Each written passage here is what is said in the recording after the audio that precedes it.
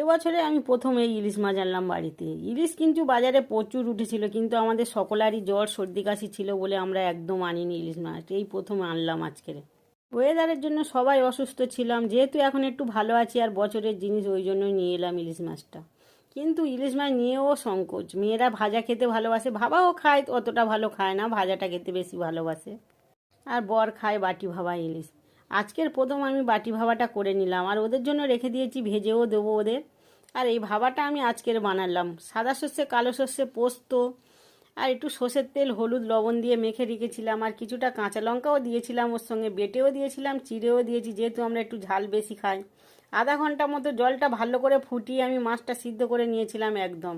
এবার আস্তে আস্তে, এখনও গরম আছে কিন্তু আমি খুলে এবার দেখব কেমন হয়েছে।